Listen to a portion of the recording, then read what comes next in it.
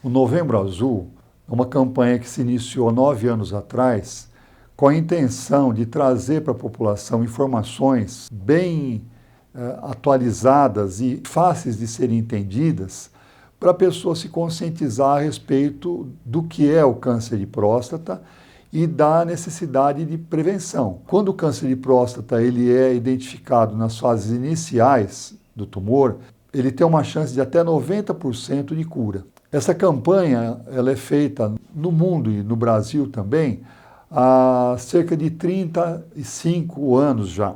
Só que essa parte publicitária que encampou o Novembro Azul começou a ser feita há 9 anos atrás, criada por uma empresa encomendada pela Sociedade Brasileira de Urologia para tentar esclarecer a população com mais clareza a respeito da prevenção do câncer da próstata. Descoberto inicialmente, passa a ter uma chance maior de cura, chegando até 90% dos casos tratados sendo curados. No final da década de 70, início da década de 80, ainda era comum a gente ver muitos pacientes que chegavam com o diagnóstico de câncer de próstata chegar em fases adiantadas que a gente já não tinha mais o que fazer por esse paciente. Isso ainda acontece. Ainda existe uma quantidade grande de homens no Brasil, em regiões que são menos assistidas, que acabam descobrindo o câncer da próstata só em fases avançadas. E a chance de cura aí é mínima. Muitos deles ainda morrem devido ao câncer da próstata. A gente sabe também que 1 em cada 6 homens pode vir a ter um dia câncer de próstata. É importante começar a prevenção do câncer de próstata a partir dos 45 anos de idade nos pacientes que têm antecedentes familiares e nos pacientes afrodescendentes. Por quê? Porque a gente sabe que na raça negra e no paciente que tem alguém na família que teve câncer de próstata, parente direto, pai, irmão, tio, tem o dobro de chance de vir a ter câncer na próstata. As pessoas que não têm na família antecedentes familiares ou que não têm afrodescendência, eles podem começar a fazer a prevenção a partir dos 50 anos de idade. A próstata é uma glândula que fica na base da bexiga e a uretra, que é o canal que sai da bexiga e vai até a extremidade do pênis, por onde passa o xixi, a urina, quando a pessoa urina, e também o esperma, quando a pessoa ejacula, passa por dentro dela. Na próstata são formadas substâncias que são importantes na ativação do espermatozoide. Sem a próstata, um homem não consegue ter filhos. Sem o líquido prostático, a gente não consegue a proteção necessária que o espermatozoide precisa a hora que ele é lançado no fundo da vagina da mulher. Então ele precisa do líquido prostático para sobreviver no meio vaginal e também o líquido prostático tem um açúcar que se chama frutose, que é, vamos dizer assim, a gasolina do espermatozoide. Ele precisa desse açúcar para poder se movimentar até chegar ao óvulo, lá na extremidade da trompa da mulher. Todos os homens têm a próstata, já desde o nascimento. Só que ela começa a se desenvolver depois da puberdade. A hora que começa a desenvolver o pênis, os testículos, a próstata também começa a crescer. A próstata num homem normal, ela tem em torno de 20 a 24 gramas. Com o passar dos anos, a próstata cresce. Em algumas pessoas ela cresce mais e outras ela cresce menos. Com o crescimento da próstata, muitas pessoas vão ter algum sintoma urinário. Então, às vezes, ele vai urinar, vai fazer um xixi, vai sair um pouquinho mais lento ou vai urinar mais vezes. E o grande problema que a gente enfrenta é que nem sempre a pessoa procura orientação nessa hora. Quando a próstata cresce, simplesmente por uma hiperplasia, ela pode dar esses sintomas. E também nas fases iniciais do câncer da próstata, ela pode dar esses sintomas. Então, existe uma linha muito tênue, muito fina de sintomas entre o crescimento benigno e o crescimento maligno. Por isso que é importante estar atento. Existe Então, a hiperplasia benigna da próstata, que é um crescimento que vai acontecer na maioria dos homens. Alguns homens ele vai crescer menos, acontece a partir dos 40 anos de idade. Em alguns homens vai crescer mais. Então, a gente pega homens de 50, 60 anos de idade com próstata de 30, 40 gramas e pega homens de 50, 60 anos de idade com próstata de 80, 100, 120 gramas. O crescimento da próstata em si não é um fator de problema. O problema maior é quando esse crescimento impede a pessoa de esvaziar a bexiga adequadamente. E essa incapacidade de esvaziar a bexiga normalmente, de uma maneira adequada, ela pode levar a sintomas que são esses. Aumenta a frequência das vezes que a pessoa urina durante o dia, aumenta a frequência de micções durante a noite, a pessoa acorda mais para fazer xixi, vai fazer xixi e parece que não esvaziou bem a bexiga, parece que sempre sobrou um restinho dentro da bexiga. Por outro lado, existe o adenocarcinoma de próstata. O adenocarcinoma de próstata, ele é mais comum, a gente sabe, entre as pessoas que têm na família pai, tio, irmão ou avô que tiveram câncer de próstata. Tem pelo menos 2 vezes mais chance de ter do que quem não tem ninguém na família. E entre os negros, a gente sabe que na raça negra e no Brasil, a população afrodescendente, ela é uma população muito grande. Se diz em torno de 70% dos brasileiros tem alguma descendência africana. Tá? Então, a miscigenação que nós temos aqui no Brasil é muito grande. Por isso que qualquer afrodescendente tem que ter um cuidado maior também com relação à próstata. Por quê? Porque na genética deles existem alguns genes que propiciam, a gente sabe hoje, uma maior chance de ter câncer de próstata durante a vida. Isso acontece mais a partir dos 45 anos de idade. É muito raro você pegar uma pessoa com menos de 40 anos de idade, são inúmeros os casos relatados que tiveram câncer de próstata. Existem, mas é muito raro. A maior frequência a partir dos 45 e essa frequência aumenta mais aos 50, 55, 60 anos de idade e à medida que o homem vai envelhecendo, essa frequência pode aumentar. Quanto mais jovem o homem é acometido do câncer de próstata, mais agressivo é o câncer. Por quê? Porque o tumor da próstata, o tumor maligno da próstata, ele é um tumor que ele é dependente do hormônio testosterona, que é produzido pelo testículo do homem. E quanto mais jovem o homem é, mais testosterona o homem produz. E com essa produção maior de testosterona, ele acaba tendo uma chance maior de ter uma doença mais agressiva. Até os 50, 60, 70 anos ainda, a agressividade desses tumores é muito grande. Com o passar dos anos, como há um declínio da testosterona e também pelo próprio fator genético que vai fazer com que esse tumor apareça mais tarde, ele acaba sendo menos agressivo. Então a gente sabe que um homem que vai aparecer o tumor de próstata com 80 anos, ele vai ter muito menos chance de falecer do câncer da próstata do que um homem que apareceu esse tumor aos 50 anos e não foi adequadamente tratado. Importante salientar que quando ele é adequadamente tratado, com a cirurgia para extirpar totalmente a glândula, com a radioterapia, que destrói as células malignas, né? E hoje existem outras modalidades de tratamento, a gente acaba tendo uma chance muito grande de curar esse homem, mesmo que ele esteja numa fase em que o tumor pode se apresentar mais agressivo. Por isso que é importante a prevenção começar. Em quem não tem nenhum antecedente familiar, a partir dos 50 anos de idade. Isso é o preconizado hoje. Até uns anos atrás a gente pedia para a partir dos 45 anos de idade. Agora, quem tem antecedentes familiares, a gente pede para começar a fazer aos 40, aos 45 anos no máximo a prevenção. Porque é muito importante essa fase do diagnóstico e do tratamento, para a pessoa realmente se ver curada depois da doença. A prevenção, depois do advento do PSA, uma substância que é produzida pela próstata. Ela é lançada na ejaculação junto com o líquido prostático. Só que o PSA também cai um pouquinho na circulação sanguínea.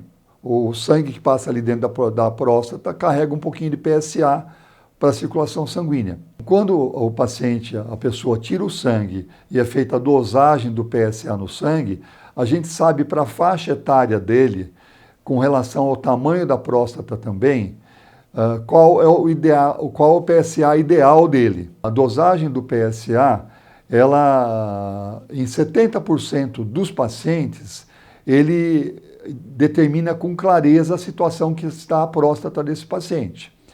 Em 30% resta uma dúvida. Como é que essa dúvida ela é sanada? Ela é sanada através do toque. O toque também, sozinho, o toque ele nos dá uma chance de acerto em torno de 70% também. Quando você junta o PSA e o toque, a gente tem uma chance de acertar de mais de 90%. E quando existe ainda a dúvida, quando associou o PSA ao toque, a gente tem ainda o recurso de fazer um ultrassom transetal e fazer também uma biópsia. Hoje existe mais um exame que a gente chama de ressonância magnética multiparamétrica, e esse exame também é muito importante quando a gente tem suspeita do câncer, para saber em que situação está o câncer, se ele está limitado dentro da próstata, se ele já está querendo chegar na zona periférica dela, transpor a cápsula da próstata. E muitas vezes até se existe metástase, a gente consegue ver nesse exame que chama-se ressonância magnética. É um exame muito importante que a gente usa muito hoje em dia. Com relação ao toque, é muito difícil a gente fazer um toque no paciente, não encontrar nada e ele ter alguma alteração maligna. Então o toque, para quem faz isso daí com uma certa experiência, ele traz muita informação. Até esses dias eu vi uma brincadeira na internet, o pessoal falando, quando se quis fazer avaliação do coração, se inventou eletrocardiograma ou ecocardiograma. Quando se quis ver o nenê, se inventou o ultrassom para ver o nenê. Por que a próstata ainda tem que ser avaliada pelo método Braille, né? E, na verdade, a gente fala, é uma leitura Braille que a gente faz, de uma maneira grotesca, a gente consegue passar o dedo na próstata e saber se ela tem algum nódulo, se ela está mais dura, se ela está mais elástica, se ela é mais mole, o tamanho dela, se ela tem, além do limite dela, alguma alteração. Então, tudo isso é muito importante para a gente poder avaliar o crescimento da próstata, se existe ou não uma suspeita de haver um tumor maligno. Então, nesses 40 anos, a gente viu que diminuiu muito esse tabu, tanto de fazer o toque, como o tabu de ter medo de aparecer o câncer e ser curado do câncer. Então hoje a gente tem dezenas, centenas de pacientes que podem testemunhar que foram curados do câncer de próstata, como tem centenas de mulheres que podem testemunhar que foram curadas do câncer de mama, do câncer do colo do útero e outros tumores malignos. Por quê? Porque a medicina evoluiu muito, sabe? Então a gente, graças a Deus, conseguiu nesses anos todos que as pessoas, pela informação, elas tivessem um medo menor de procurar uma assistência e, numa fase inicial, detectar e ser curado do tumor. Voltando a essa questão de que o toque ainda é necessário, a gente sabe que isso não vai perdurar muito tempo. Tem novos exames saindo com muito mais precisão até do que o PSA, que vão nos permitir daqui a alguns anos, eu não sei quanto, é difícil a gente dimensionar, porque a ciência, ela tem hora que ela caminha passos largos, mas tem hora que ela encontra obstáculos, e esses obstáculos são mais difíceis de transpor. Então, a gente sabe que daqui a alguns anos, 5, 10, 15, 20 anos, não vai ser mais necessário se fazer o toque, sabe? Como hoje existe. Na década de 80, no início da década de 80, apareceram os primeiros ultrassons no mundo, no Brasil principalmente, né? Hoje, em Penápolis, eu acredito que deve ter umas 20 máquinas de ultrassom. Tá? Essas máquinas de ressonância magnética que hoje a gente tem aí, todo lugar tem pelo menos uma máquina, sabe? Então, isso tudo está trazendo benefícios, sabe, para a população. Hoje, todos os pacientes, seja pacientes institucionais que fazem uso do Sistema Único de Saúde, ou de convênios ou privados, todos eles conseguem acessar esses exames. Então, as pessoas conseguem fazer o diagnóstico com mais facilidade. E esses exames vão estar cada vez mais disponíveis e, com certeza, o que a gente está buscando é um exame simples, um exame de sangue, daqui a alguns anos, que a gente consiga colher o sangue do paciente e no sangue do paciente identificar células que sugiram que essa pessoa tem um câncer de próstata. Em cima desse exame, aí vai ser feita toda uma investigação para se tentar confirmar que é um câncer, o grau do câncer, tá? E a chance de cura daquele câncer. É muito importante a gente saber que o câncer da próstata ele tem uma graduação. Então, quanto mais inicial se detecta e se confirma a existência do câncer de próstata, menor é o grau de agressividade desse tumor. E quanto menor o grau de agressividade desse tumor, maior a chance desse paciente se curar. Então, em qualquer tipo de câncer, hoje a gente sabe disso, seja um tumor de mama, um tumor do útero, um tumor de pênis, um tumor de testículo, um tumor de próstata, todos eles, a gente sabendo que pegou numa fase inicial, a chance de se curar é muito grande. Tá? Então, a gente pode falar, sem sombra de dúvida, que daqui a uma década, 2, 3, também ninguém mais vai morrer de câncer de próstata. Porque vai se chegar a tratamentos que vai conseguir que se cure aproximadamente 100% dos pacientes. Hoje ainda existe uma taxa que não é pequena, mas a maioria dos pacientes que morrem é porque tardou em fazer o diagnóstico, demorou para ir procurar uma avaliação, um exame do PSA, um exame do toque, e quando descobriu a lesão, ela era uma lesão que já não estava mais confinada dentro da próstata, ela já tinha se estendido para a região periférica da próstata, para as vesículas seminais, que estão justamente atrás da bexiga, e às vezes até para gânglios e ossos. Também é importante salientar que hábitos de vida saudáveis, eles permitem que a pessoa, mesmo desenvolvendo câncer, vá ter uma chance maior da cura do câncer.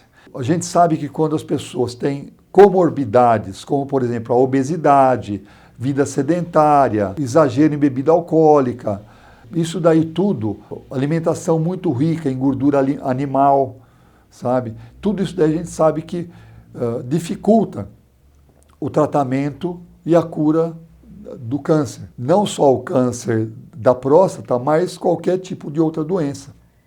Então, hábitos de vida saudáveis são muito importantes. Esse ano, nós estamos aproveitando a campanha da prevenção do câncer da próstata, o Novembro Azul, para falar também um pouco sobre o câncer de pênis, que tem aumentado muito no nosso meio.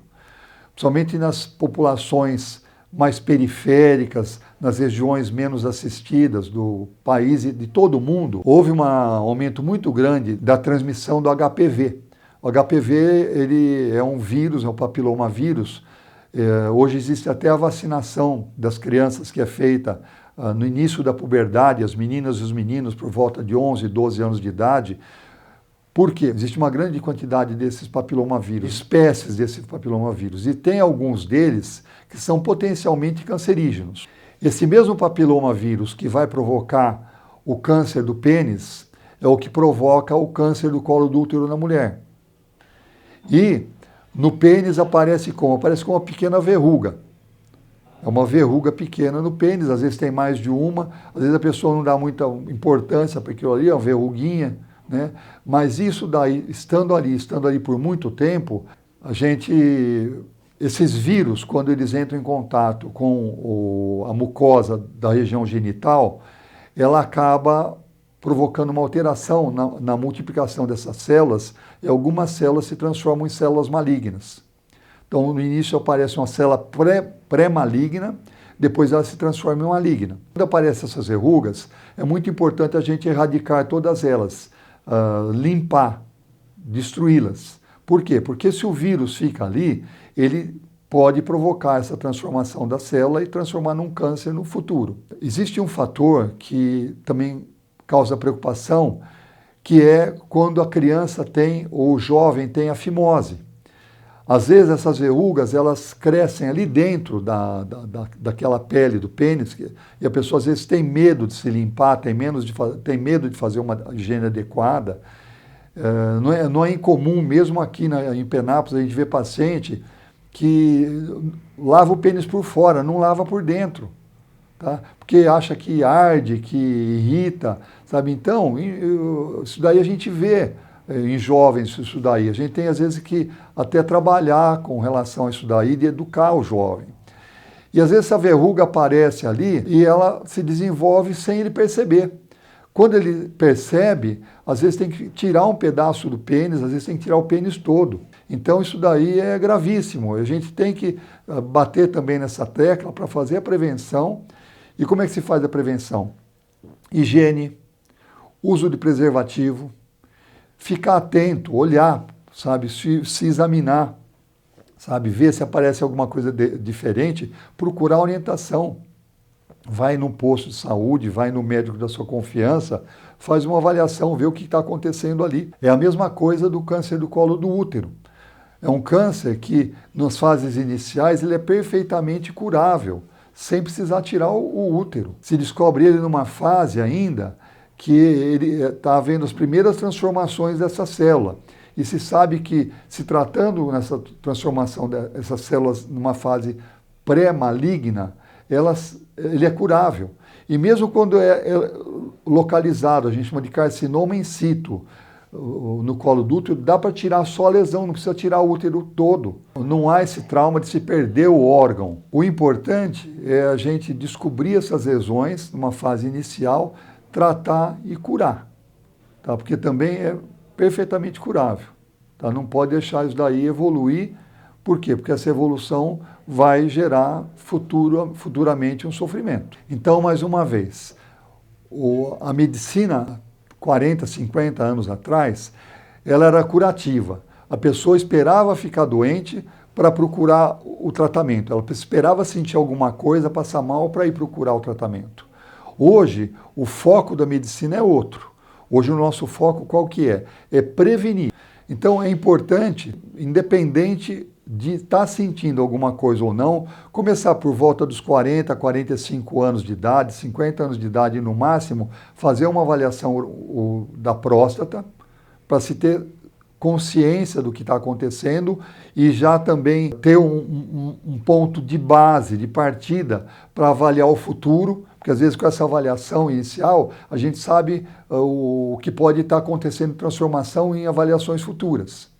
Tá? Então é muito importante isso daí. Voltando um pouco para a questão do jovem, o menino, quando a mãe percebe alguma coisa por volta de 9, 10 anos de idade, 11 anos de idade, levar num pediatra ou no urologista para fazer uma avaliação, ver se está acontecendo alguma coisa e perceber também se às vezes ele não consegue querer esconder, querer ficar isolado, porque às vezes pode aparecer alguma coisa, ele ter dúvida e não querer que o pai e a mãe saibam por vergonha.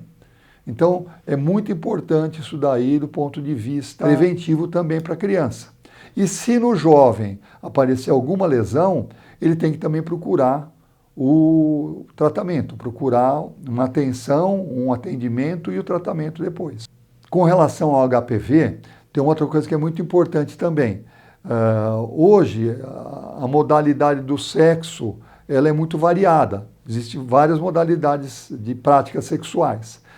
Então, a gente sabe também que o HPV ele pode provocar câncer no reto, na parte final do intestino, e também pode provocar câncer na boca, na laringe, na garganta. Tá? Então, se a pessoa tem um contato sexual oral com uma pessoa portadora desse vírus, ele pode desenvolver na boca, na língua, no céu da boca, na garganta, um papiloma. Esse papiloma também tem que ser devidamente tratado na fase inicial, porque se não trata, ele pode desenvolver no futuro um câncer de orofaringe, de língua e outros tipos de tumores que dão na cavidade oral.